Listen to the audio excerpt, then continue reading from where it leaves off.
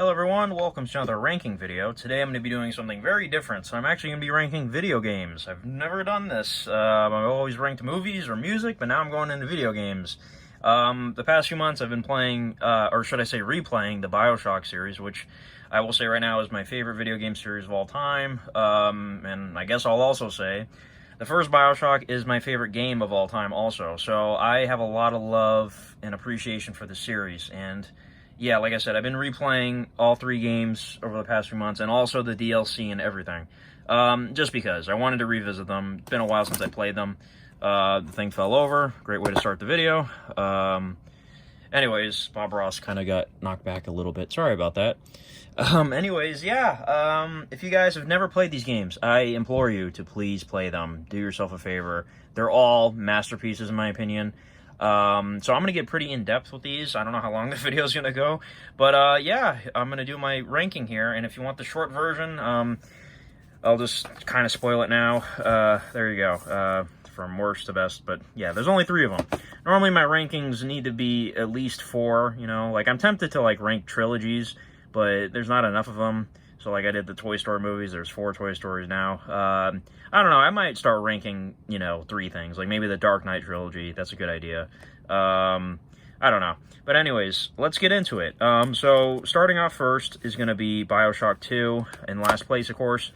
Now there's a lot of people that like to poke fun at BioShock 2 because it wasn't developed by Ken Levine, who is basically the mastermind behind the whole series. He came up with, you know, the first BioShock, and he worked on Infinite also, and he worked on System Shock 2 way back in the day, which is like the inspiration for BioShock and all that. But he did not work on this game. This was totally developed by 2K Games and, you know, their studio, whatever. But this game is great. This is a great sequel. It's its own thing, really. It's totally like, you know, the the Ugly Duckling, I guess you could say, the series. Like, it doesn't get acknowledged by, you know, the third game at all, really. But this game was really good. It had a multiplayer, you know. This came out in 2010, I think. I haven't played the multiplayer probably since 2010, but from what I remember, it was really fun, really creative. And what I love about this game, too, it really did improve the gameplay from the first game. Because, just being honest, the first game, as much as I love it, I really hated that you had to keep switching between, you know, plasmid and weapon. Whereas this game, it's like dual wielding, sort of, at the same time. And also the mechanic of having the little sisters and, you know, playing as a big daddy and all that stuff.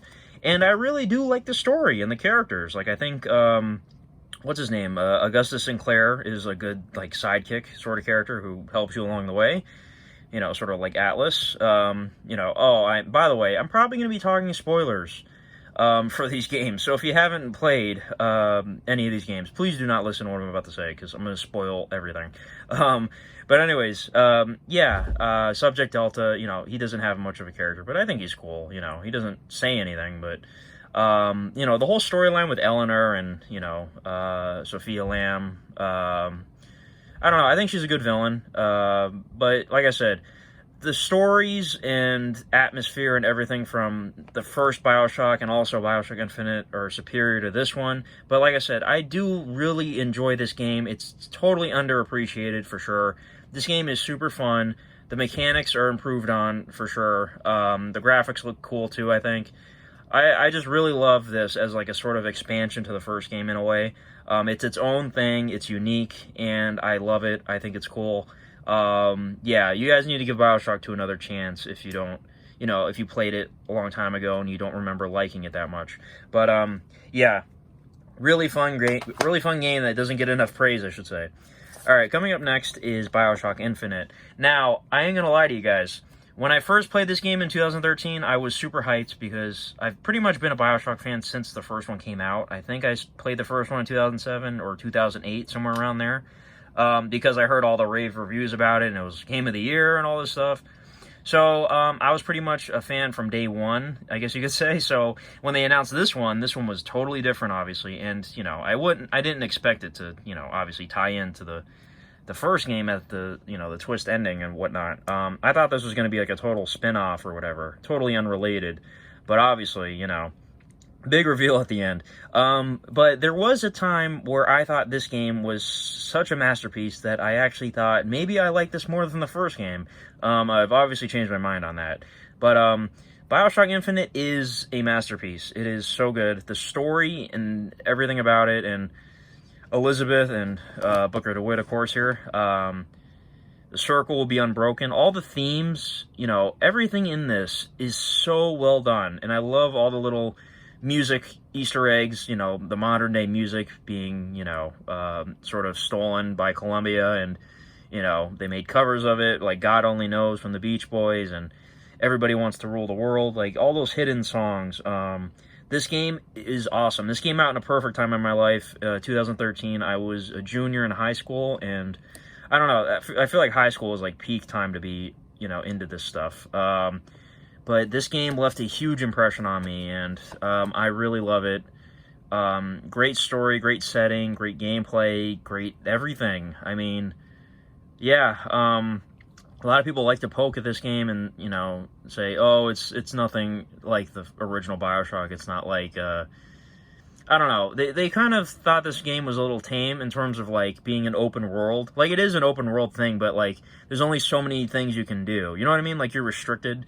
Because the original, you know, test footage and stuff like that for this game looked a lot more ambitious. Like, you could do way more things in this open world. But, you know, when you play the final game, it's kind of, like I said, restricted as to where you can go and whatnot. But I don't know. It still works for me. Like, I had a blast replaying this. I hadn't played it for a couple years.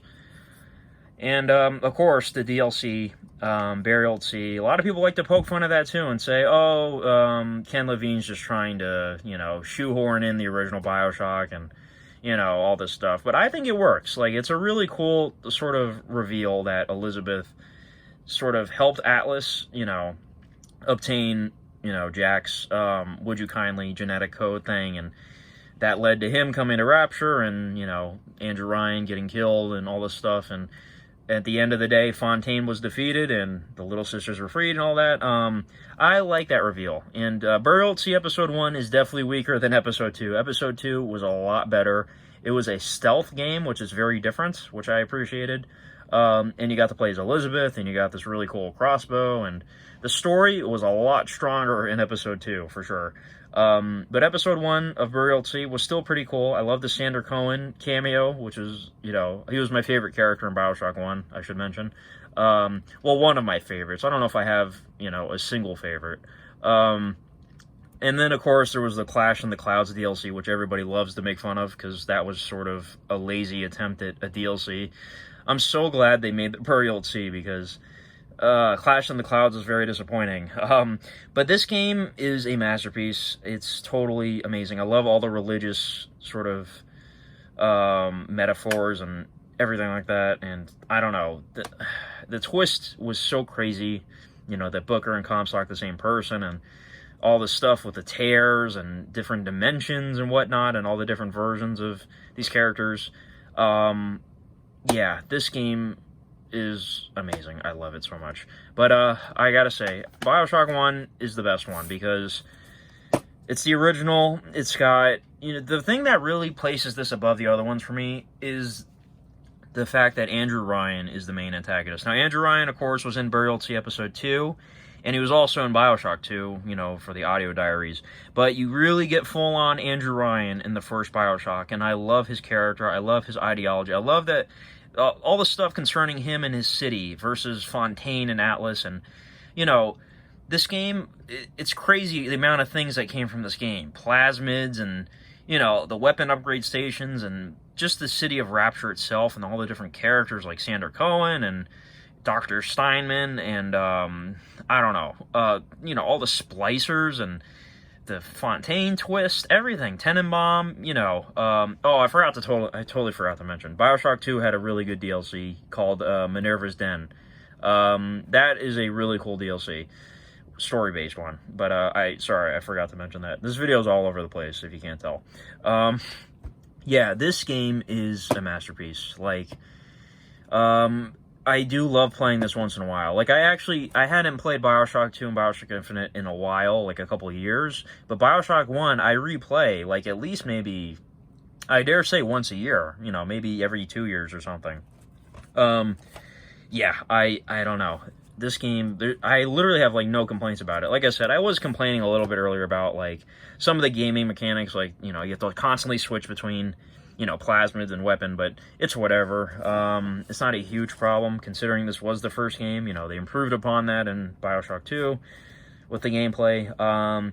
But yeah, it's mostly the story and the atmosphere and the music. You know, I have the score for this on vinyl, which is awesome. This game is unlike anything ever. Like, it's so wholly original. Like, it's unbelievable. Telling you, if you guys have never played this, please play it. Yeah, I love this game so much. But anyways, that is my ranking, everybody. I assume it's probably very similar to a lot of people's rankings. But even though BioShock 2 is at the bottom, you should definitely give it another chance. But anyways, that's it. Let me know what your ranking is in the comments. Do you disagree with anything I said in particular? Do you have any unpopular opinions? I know there's some loyal fans to this game. Maybe they like this the best, and I totally get it. But that's it, guys. Thanks for watching this one, and have a good one. Would you kindly?